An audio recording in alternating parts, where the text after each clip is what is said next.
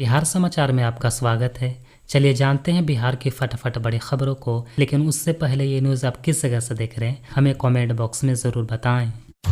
धमकी देने वाला मेरा कार्यकर्ता निकला तो इस्तीफा दे दूंगा, ये कहते हुए पूर्णिया सांसद पप्पू यादव ने एसपी कार्तिकेय शर्मा पर पलटवार किया है।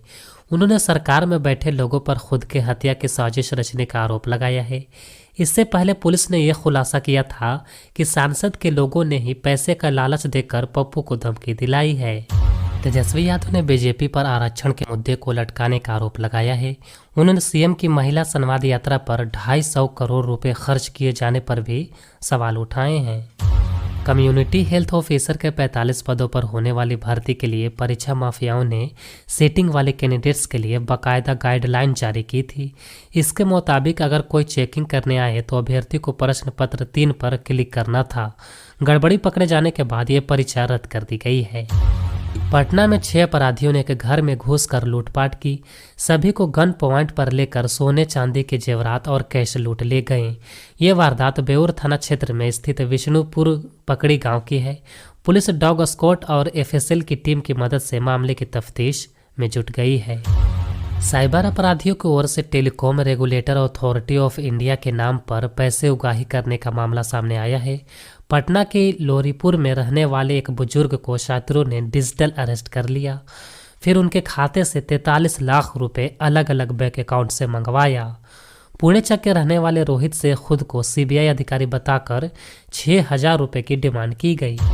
गया में 10वीं के छात्र का मंगलवार को अपहरण कर देर रात अपराधियों ने छात्र के मोबाइल से परिजनों को फोन कर फिरौती में 1,50,000 रुपए की डिमांड की। पिता ने केस दर्ज करवाया है। छात्र की पहचान संगम कुमार के रूप में हुई है। बिहार केंद्रीय चयन परिषद ने आंदोलन कर रहे सिपाही अभ्यर्थियों की मांग को मान लिया है। ईडब्ल्यूएस और एनसीएल की वजह से दक्षता परीक्षा में किसी उम्मीदवार को अयोग्य नहीं ठहराया जाएगा, लेकिन परीक्षा में पास हुए अभ्यर्थियों से ईडब्ल्यूएस और एनसीएल की मांग की गई थी। इसके विरोध में बड़ी संख्या में अभ्यर्थी पटना के गर्दनी बाग में प्रदर्शन कर रहे थे। गया जिले के लुटवा थाना क्षेत्र से लापता 4 युवतियों को पुलिस की विशेष टीम ने हरियाणा की जखोड़ा गांव से बरामद किया है। लड़कियां 25 नवंबर से गायब थीं। मामले में एक युवक की गिरफ्तारी हुई है। मुजफ्फरपुर में आपसी विवाद में बदमाशों ने घर में घुसकर मां बेटी को गोली मार दी। गंभीर हालत में अस्पताल में भर्ती कराया गया, जहां इलाज के दौरान दोनों की मौत हो गई। घटना सदर थाना क्षेत्र के पताही गांव के हरिटोला की है। सूचना के बाद सदर थाना की पुलिस टीम मौके पर पहुंची और मामले की जांच में जुट गई है। भागलपुर में खेलने के दौरान 5 मंजिला इमारत से गिरकर एक नाबालिग बच्चे की मौत हो गई। घटना जोगसर थाना क्षेत्र के रेड क्रॉस रोड के पास की है। उज्जवल अपने फुआ के बेटे के शादी समारोह में शामिल होने के लिए भागलपुर पहुंचे थे। मुख्यमंत्री नीतीश कुमार आज गुरुवार को मुंबई के लिए रवाना होंगे। वो वहां महाराष्ट्र में बीजेपी के नेतृत्व में बनने वाली सरकार के शपथ ग्रहण समारोह में शामिल होंगे। शपथ ग्रहण समारोह में बीजेपी के कई बड़े नेता भी मौजूद रहेंगे। छपरा में बीच सड़क पर सीएनजी टैंकर से अचानक गैस लीक होने लगी। टैंकर छपरा से मोतिहारी जा रहा था, तभी बीच रास्ते में गैस लीक होने की सूचना मिली।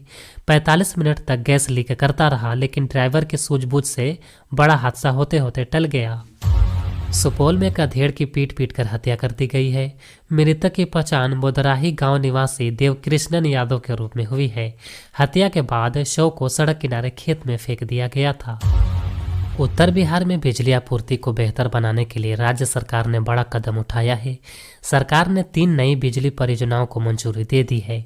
इन परियोजनाओं के तहत 42 नए बिजली उपकेंद्र बनाए जाएंगे और बिजली लाइनों को और भी बेहतर बनाया जाएगा। इन परियोजनाओं से उत्तर बिहार के लोगों को 24 घंटे बिजली मिल सकेगी और क्षेत्र का विकास भी होगा। क्लैट परीक्षा 2025 का परिणाम 10 दिसंबर को जारी किया जाएगा। Consortium of national law university ने रिजल्ट और आवंटन से संबंधित विस्तृत कैलेंडर जारी किया है। नामांकन काउंसलिंग में शामिल होने के लिए रजिस्ट्रेशन की प्रक्रिया 11 दिसंबर से शुरू होगी। पहली आवंटन सूची 26 दिसंबर को जारी की जाएगी, जिसके बाद अभ्यर्थियों के पास भुगतान करने के लिए और चॉइस के लिए 4 जनवरी 2025 तक लिंक उपलब्ध होगा। पूर्णिया सांसद पप्पू यादव ने पुलिस की उस दलील को लेकर तीखी प्रतिक्रिया व्यक्त की है जिसमें कहा गया कि लॉरेंस बिश्नोई के नाम पर मिल रही धमकी को उनके समर्थकों का षड्यंत्र बताया जा रहा है। पप्पू यादव ने कहा कि वे किसी से डरते नहीं हैं और सुरक्षा पाने के लिए उनका स्तर इतना नीचे नहीं गिर सकता है। उन्होंने सीबीआई जांच की चुनौती दी है। बिहार में नवंबर का तापमान पिछले 5 वर्षों में सबसे अधिक रहा है। पटना, गया और भागलपुर में तापमान में विशेष रूप से वृद्धि देखी गई है। पटना में अधिकतम तापमान 34 डिग्री सेल्सियस तक पहुंच गया, जो पिछले 5 वर्षों में सबसे अधिक है। गया और भागलपुर में भी तापमान में वृद्धि देखी गई है। कम वर्षा के कारण तापमान में वृद्धि हुई है। सीपीएल मॉलिक्यूलर डायग्नोस्टिक्स की शुरुआत पटना में हो गई है। यह अत्याधुनिक डायग्नोस्टिक सेंटर पटना के वेस्ट बोरिंग कैनाल रोड स्थित सुभा कॉम्प्लेक्स की दूसरी मंजिल पर है। इसके जरिए बीमारियों का निदान जैसे कैंसर, संक्रमण रोग, HIV, HCV या जेनेटिक बीमारियां और संक्रमण का पता लगाना जैसे कोविड-19, TB आदि हो सकता है। बिहार के पंचायती राज विभाग में जल्द ही 15,610 पदों पर बहाली की प्रक्रिया पूरी होने वाली है। युवाओं को सरकारी नौकरी का लाभ मिलेगा। मंत्री केदार गुप्ता ने कहा कि भर्ती के बाद पंचायतों में विकास कार्य तेजी से होंगे। पटना स्थित इंदिरा गांधी आयुर्विज्ञान संस्थान IGIMS में सफाई व्यवस्था को बेहतर बनाने के लिए एक नया तरीका अपनाया जा रहा है। अब मरीज और उनके परिजन ही ये तय करेंगे कि अस्पताल में सफाई कितनी अच्छी है। मरीजों से रोजाना सुबह शाम फीडबैक लिया जाएगा। उनके सुझाव के आधार पर ही सफाई व्यवस्था में सुधार किया जाएगा। ये कदम मरीजों की संतुष्टि सुनिश्चित करने और अस्पताल की सफाई व्यवस्था को और बेहतर बनाने की दिशा में उठाया गया है। पहले वाले मुख्यमंत्री नीतीश कुमार अब नहीं रहे। विकास के मामले में मुख्यमंत्री का अब कोई विजन नहीं रहा है। अब वे थक गए हैं। नेता प्रतिपक्ष तेजस्वी यादव ने बुधवार को सर्किट हाउस में पत्रकारों से संबोधित करते हुए बातें कही। उन्होंने कहा कि बिहार में सरकार नाम की कोई चीज नहीं रह गई है। मुख्यमंत्री सिर्फ मुखौटा हैं। बिहार को आगे बढ़ाने के लिए सीएम के पास कोई विजन नहीं है। आज वैकेंसी निकल रही है लेकिन उसमें आरक्षण नहीं मिल रहा है। जाति आधारित जनगणना में भी भाजपा के लोग थे। वो पूरी तरह आरक्षण संविधान के खिलाफ है। तेजस्वी यादव ने आगे कहा कि हम लोगों ने बिहार में आरक्षण का दायरा बढ़ाकर 75% किया था, लेकिन वही सीएम इसे केंद्र से लागू करवाने में असफल साबित हो रहे हैं। आज बिहार की जनता पूरी तरह परेशान है। स्मार्ट मीटर, जमीन सर्वेक्षण से लोग परेशान हो गए हैं। बिजली काफ़ी महंगी हो गई है। हमारी सरकार आएगी तो हम 200 वोल्ट बिजली फ्री देंगे। हमने 17 महीने में 4.5 लाख लोगों को नौकरी दी। जनता की समस्याएं दूर की। विधि व्यवस्था आज के दिन में चौपट हो गई है। असम में होटल, रेस्टोरेंट और सार्वजनिक कार्यक्रमों में गौ मांस परोसने जाने पर पाबंदी लगा दी गई है। राज्य के मुख्यमंत्री हेमंत बिस्वा शर्मा ने कहा है कि गौ हत्या पर पाबंदी के लिए जो कानून लगाए गए थे, इनको 3 साल हो गए हैं और काफ़ी सफलता मिली है। उन्होंने कहा कि अभी हमने निर्णय लिया है कि असम में किसी भी रेस्टोरेंट, होटलों, सार्वजनिक कार्यक्रमों और सार्वजनिक स्थलों पर गौ मांस नहीं परोसा जाएगा। असम के सीएम ने कहा कि पहले हमारा निर्णय सिर्फ मंदिर के 5 किलोमीटर क्षेत्र तक था, लेकिन अब पूरे राज्य में हमने इसे कर दिया है।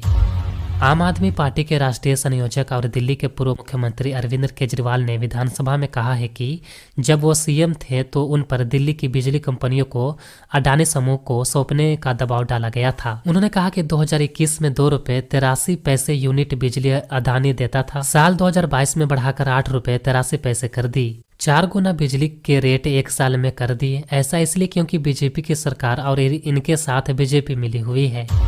लोकसभा में नेता प्रतिपक्ष राहुल गांधी और वायनाड से सांसद प्रियंका गांधी उत्तर प्रदेश के संभल नहीं जा पाए। दिल्ली मेरठ एक्सप्रेसवे के गाजीपुर बॉर्डर से दोनों नेताओं का काफिला वापस लौट गया है।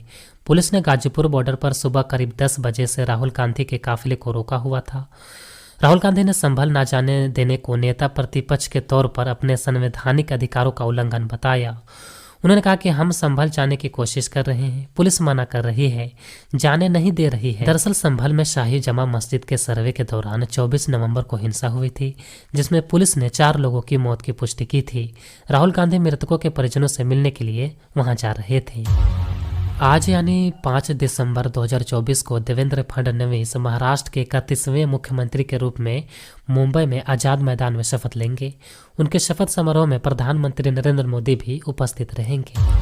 आरा में हथियारबंद अपराधियों ने दिन दहाड़े धागा बटन कारोबारी मोहम्मद जाहिद को अगवा करने की कोशिश की। सीसीटीवी फुटेज में घटना कैद हो गई। वीडियो में दिख रहा है कि कारोबारी ने भागकर जान बचाई। ये भी पता चला है कि पीड़ित से पहले भी रंगदारी मांगी गई थी। वहीं अब पीड़ित ने दोबारा प्राथमिकी दर्ज कराई है। पुलिस गिरफ्तारी के लिए छापेमारी कर रही है। बिहार के शिक्षकों के लिए सेवाकालीन प्रशिक्षण में बदलाव किया गया है। अब शिक्षकों को अपने ही जिले में प्रशिक्षण लेना होगा। प्रशिक्षण के बारे में शिक्षकों को 1 सप्ताह पहले सूचना दी जाएगी। प्रशिक्षण के दौरान शिक्षकों की दिन में 3 बार बायोमेट्रिक उपस्थिति दर्ज की जाएगी। ये उपस्थिति अनिवार्य है और इसके आधार पर ही प्रशिक्षण प्रमाण पत्र दिया जाएगा। पहले शिक्षकों को दूसरे जिलों में प्रशिक्षण के लिए जाना होता था और वे 1 बार उपस्थिति दर्ज करवा कर चले जाते थे, लेकिन अब इस व्यवस्था में बदलाव किया गया है। बिहार के मौसम में गुरुवार से बदलाव देखने को मिल सकता है। ठंड में हल्की बढ़ोतरी हो सकती है। उत्तर बिहार के 9 जिलों में आज घने कोहरे का अलर्ट जारी किया गया है। इस दौरान प्रदेश के अधिकांश जिलों में न्यूनतम तापमान 9 से 13 डिग्री सेल्सियस के बीच बना रहेगा और अधिकतम तापमान 22 से 26 डिग्री सेल्सियस के बीच बना रहेगा। वहीं मौसम विभाग के अनुसार 5 और 6 दिसंबर को सुबह और शाम के समय तेज गति से पछुआ हवा चलने की संभावना है। इस दौरान बिहार में कनकनी बढ़ने की उम्मीद है। पटना नगर निगम क्षेत्र में रहने वाले अगर अपनी संपत्ति बेचने जा रहे हैं तो उन्हें निबंधन कार्यालय में निगम का होल्डिंग टैक्स भुगतान की रसीद दिखानी होगी। अगर रसीद नहीं है तो घर, मकान, प्रतिष्ठान, जमीन और फ्लैट नहीं बेच पाएंगे। निगम ऐसी संपत्ति की खरीद बिक्री पर रोक लगा सकता है। पटना नगर निगम ने निबंधन को इस संबंध में पत्र भेजा है। मद्य निषेध विभाग ने भ्रष्टाचार में लिप्त 4 अधिकारियों को निलंबित कर दिया है। रंजीश कुमार सिंह के आदेश पर यह कार्रवाई की गई है। विभाग के अनुसार पूर्णिया निवासी सोनू कुमार पोदार ने 1 दिसंबर की रात व्हाट्सएप पर एक आवेदन और ऑडियो रिकॉर्डिंग भेजकर पैसे मांगने का आरोप लगाया था। पूर्वी चंपारण जिले के ढाका में पचपकड़ी और फुलवरिया के सरकारी स्कूलों की जमीन अवैध रूप से बेच दी गई है। यहाँ तक कि जमीन खरीदने वालों के नाम पर रजिस्ट्री और दाखिल खारिज भी करवा दिया गया है। दूसरी ओर इस जमीन पर अभी स्कूल बना हुआ है और जहाँ बड़ी संख्या में बच्चे पढ़ाई कर रहे हैं। सारण पुलिस ने एक बड़ी कार्रवाई करते हुए कुख्यात अपराधी अभिषेक कुमार उर्फ गोधन सिंह और उसके 2 सहयोगों को गिरफ्तार किया है। ये सभी बैंक लूट की योजना बना रहे थे। गोधन पर लूट, हत्या, रंगदारी और चोरी जैसे कई गंभीर अपराधों के आरोप हैं और वो सारण और आसपास के इलाकों में आतंक का पर्याय बन चुका था। पुलिस ने उसके पास से 2 देसी कट्टे भी बरामद किए हैं।